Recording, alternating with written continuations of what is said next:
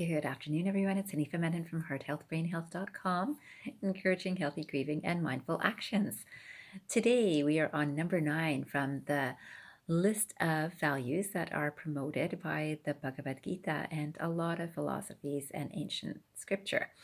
So, today, number 9 is all about self control and the mastery of non attachment with sensual pleasures. So, non attachment with sensual pleasures from self control. So, I came across this quotation, which is by George Bernard Shaw. And the quotation says, self control is the quality that distinguishes the fittest to survive. Self control is the quality that distinguishes the fittest to survive.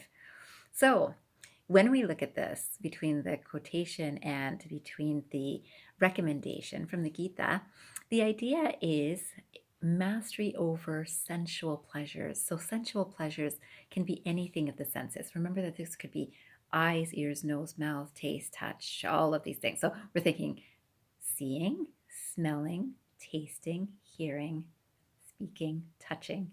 Okay, so all of these things are things that we can have self control in. Now, you know that everyone's got slightly different areas that are their driving force, the things that are most easy for them to get lost in, right? So each of us has those things. Some people it's food, right? So we've talked about food a little bit, or I've mentioned food a little bit with some of the past videos where I mentioned things about nutrition. So people can have a fast and remember that what you're putting into your mouth is as important as what you're taking out of your mouth.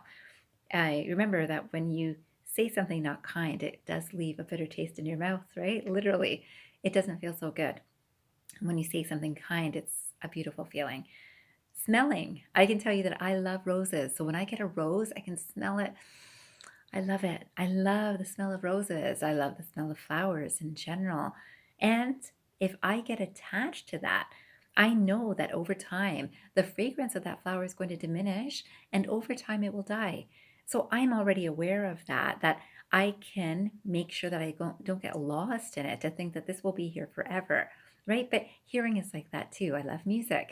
And if I'm so attached to music, if the music goes off, I'm not going to be very happy.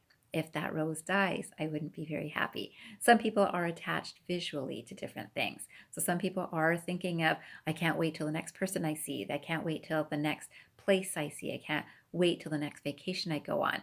And in those situations, we've seen this a lot. I'm sure you have too. Maybe you've experienced it, where people will go on a vacation. They're so happy about the space that they're seeing. It's so beautiful here. And that's why they went. And when they're there, they're thinking, oh my God, I never want to leave this place. It's just so perfect. And then eventually that vacation ends and they are feeling not so happy about being away from that space. So there was an attachment to being away or seeing something new. Listening, again, music can be this way. That means if your favorite music is on, you're loving it. And I love music. But if I'm attached to it, when that music goes off, I wouldn't be so happy. So, all of these things, and remember that people get attached to sensual pleasures of touch, right? So, people can feel like, I need this, I want this. And there are addictions that are related to touching too, touching the self or touching another or being touched. So, all of these things in the Gita, all of these things are to be enjoyed, but not to be attached to. So, important distinction, right? So, this is not like a fast. This is the awareness of what is happening in our day to day experience comes and goes. And to be aware of that, mindfully present to that fact that this human life, everything comes and everything goes. So, recognizing this awareness, we do not get attached. So even if in a day you're able to just say, this is what I'm not going to get attached to.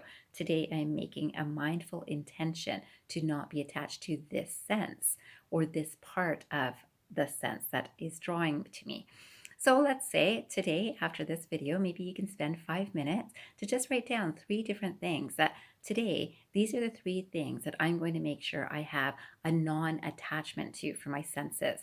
We know that with taste, there are people who are really craving chocolate, or they'll crave sweets, or they will crave salty foods, or maybe just meals, and they can't stop thinking about, after this, I've got to make lunch, or I'm going to eat lunch, or I got to find a snack. They can't sit in a meeting without having a snack with them.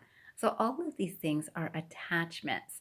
So see, as there are 3 things that you can do today to just test yourself, challenge yourself, notice for yourself your own self-control.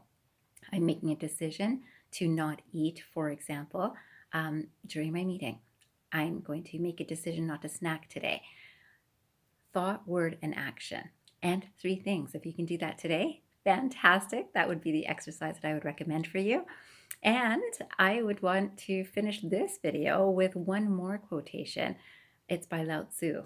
And this quotation says, "He who controls others may be powerful, but he who has mastered himself is mightier still."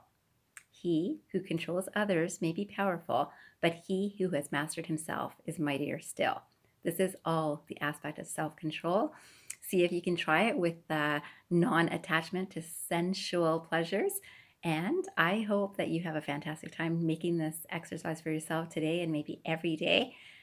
And I wish you a fantastic day ahead. I hope you remember, transform your mind and transform your life, and have a fantastic day, everyone.